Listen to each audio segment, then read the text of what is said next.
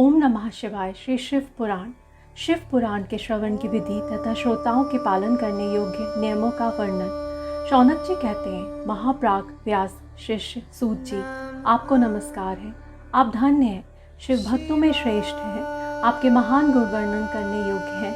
अब आप कल्याणमय शिव पुराण के श्रवण की विधि बतलाइए, जिससे सभी श्रोताओं को संपूर्ण उत्तम फल की प्राप्ति हो सके। सूत जी ने कहा, मुनि शौनक, अब मैं तुम्हें संपूर्ण फल की प्राप्ति के लिए शिव पुराण के श्रवण की विधि बता रहा हूँ। पहले किसी ज्योतिषी को बुलाकर दान मान से संतुष्ट करके अपने सहयोगी लोगों के साथ बैठकर बिना किसी विघ्न बाधा के कथा की समाप्ति होने के उद्देश्य से शुद्ध मुहूर्त का अनुसंधान कराएं और प्रयत्न पूर्वक देश देश में स्थान स्थान पर यह संदेश भेजें कि हमारे यहाँ शिव पुराण की कथा होने वाली है। अपने कल्याण की इच्छा रखने वाले लोगों को उसे सुनने के लिए अवश्य पधारना चाहिए। कुछ लोग भगवान श्री हरि की कथा से बहुत दूर पड़ गए हैं। कितने ही स्त्री शूद्र आदि भगवान शिव के कथा कीर्तन से वंचित रहते हैं। उन सबको भी सूचना हो जाए, ऐसा प्रबंध करना चाहिए।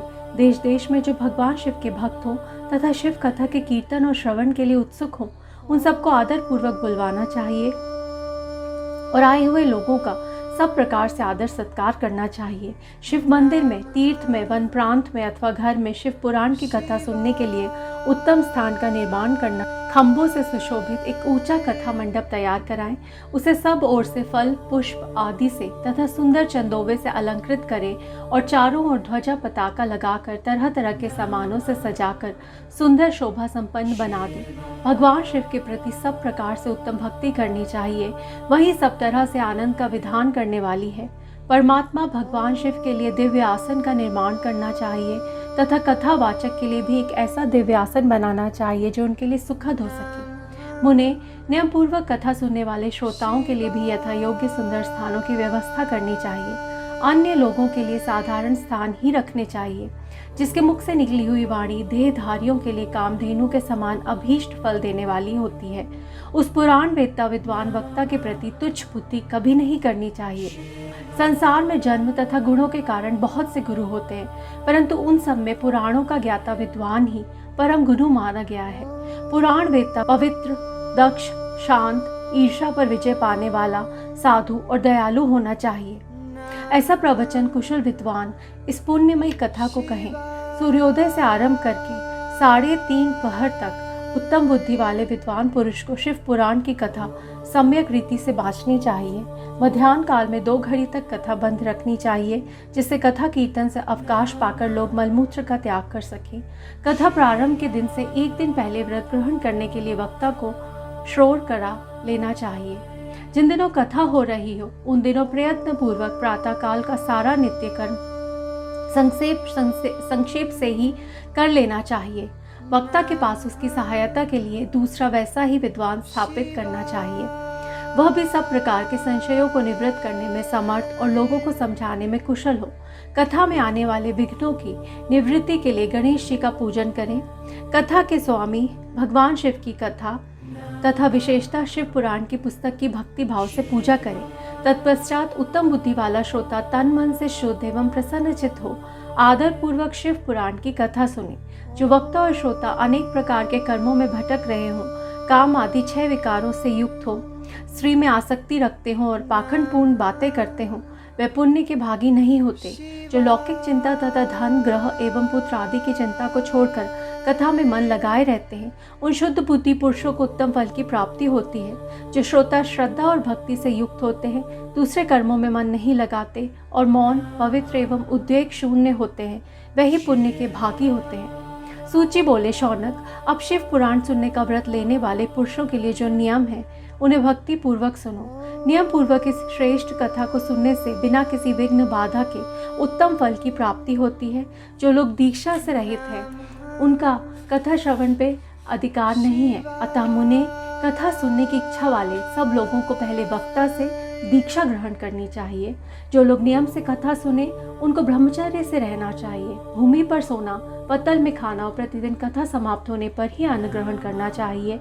जिसमें शक्ति हो वह पुराण की समाप्ति तक उपवास करके शुद्धता पूर्वक भक्ति भाव से उत्तम शिव पुराण को सुने। इस कथा का व्रत लेने वाले पुरुष को प्रतिदिन एक ही बार हविष्यान्न भोजन करना चाहिए। जिस प्रकार से कथा श्रवण का नियम सुखपूर्वक सच सके वैसे ही करना चाहिए। गरिष्ठ अन्न, दाल, जला अन्न, सेम, मसूर, भाव दूषित तथा बासी अन्न को खाकर कथाव्रती पुरुष कभी कथा को ना सुने। जिसने कथा का व्रत ले रखा हो वह पुरुष प्याज, लहसुन, हींग, गाजर, मादक वस्तु तथा आमिष कहीं जाने वाली वस्तुओं को त्याग दे। कथा का व्रत लेने वाला पुरुष काम, क्रोध आदि 6 विकारों को, ब्राह्मणों की निंदा को तथा पतिव्रता और साधु संतों की निंदा को भी त्याग दे। कथाव्रती पुरुष प्रतिदिन सत्य, शौच, दया, मौन, सरलता, विनय तथा हार्दिक उदारता इन सद्गुणों को सदा अपनाए रहे। श्रोता निष्काम हो या सकाम व नियम पूर्वक कथा सुने। सकाम पुरुष अपनी अभीष्ट कामना को प्राप्त करता है और निष्काम पुरुष मोक्ष पा लेता है।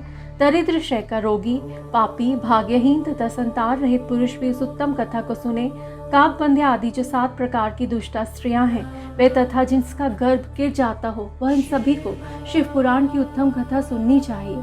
मुने, स्त्री हो या पुरुष, सबको यत्न पूर्वक विधि विधान से शिव पुराण की एक उत्तम कथा सुननी चाहिए। महर्षि, इस तरह शिव पुराण की कथा के पाठ एवं श्रवण संबंधी यज्ञोत्सव की समाप्ति होने पर श्रोताओं को भक्ति एवं प्रयत्न पूर्वक भगवान शिव की पूजा की भांति पुराण पुस्तक की भी पूजा करनी चाहिए। तदनंतर विधि पूर्वक वक्ता का भी पूजन करना आवश्यक है। पुस्तक को आच्छादित करने के लिए नवीन एवं सुंदर बस्ता बनावे और उसे बांधने के लिए दृढ़ एवं दिव्य डोरी लगावे, फिर उसका विधिवत पूजन करें। मुनि श्रेष्ठ, इस प्रकार महान उत्सव के साथ पुस्तक और वक्ता की विधिवत पूजा करा के वक्ता की सहायता के लिए स्थापित हुए पंडित का भी उसी के अनुसार धन आदि के द्वारा उससे कुछ ही कम सत्कार करें। वहां आए हुए ब्राह्मणों को अन्न, धन आदि का दान करें। साथ ही गीत, वाद्य और नृत्य आदि के द्वारा महान उत्सव रचाए। मुने, यदि श्रोता विरक्त हो तो उसके लिए कथा समाप्ति के दिन विशेष रूप से उस गीता का पाठ करना चाहिए जिसे श्री रामचंद्र जी के प्रति भगवान शिव ने कहा था। यदि श्रोता गृहस्थ हो तो उसे बुद्धिमान को उस श्रवण कर्म की शांति के लिए शुद्ध हविष्य के द्वारा होम करना चाहिए। मुने, रुद्र संहिता के प्रत्येक श्लोक द्वारा होम करना उचित है अथवा गायत्री मंत्र से होम करना चाहिए, क्योंकि वास्तव में यह पुराण गायत्री मंत्र ही है, अथवा शिव पंचाक्षर मूल मंत्र से हवन करना उचित है। होम करने की शक्ति ना हो तो विद्वान पुरुष यथाशक्ति हवनीय हविष्य का ब्राह्मण को दान करे। न्यूनातिरिक्ता रूप दोष की शांति के लिए भक्ति पूर्वक शिव सहस्त्र नाम का पाठ अथवा श्रवण करें, इससे सब कुछ सफल होता है, इसमें संशय नहीं है, क्योंकि तीनों लोकों में उससे बढ़कर कोई वस्तु नहीं है। कथा श्रवण संबंधी व्रत की पूर्णता की सिद्धि के लिए 11 ब्राह्मणों को मधु मिश्रित खीर भोजन कराएं और उन्हें दक्षिणा दें। मुने, यदि शक्ति हो तो 3 तोले सोने का एक सुंदर सिंहासन बनवाएं और उस पर उत्तम अक्षरों में लिखी अथवा लिखाई हुई शिव पुराण की पोथी विधिपूर्वक स्थापित करें। तत्पश्चात पुरुष उसके आवाहन करे आदि विविध उपचारों से पूजा करके दक्षिणा चढ़ाए। फिर जितेंद्रिय आचार्य का वस्त्र, आभूषण एवं गंध आदि से पूजन करके दक्षिणा सहित वह पुस्तक उन्हें समर्पित करते।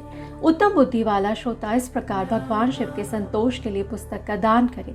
शौनक, इस पुराण के उस दान के प्रभाव से भगवान शिव का अनुग्रह पाकर पुरुष भव बंधन से मुक्त हो जाता है।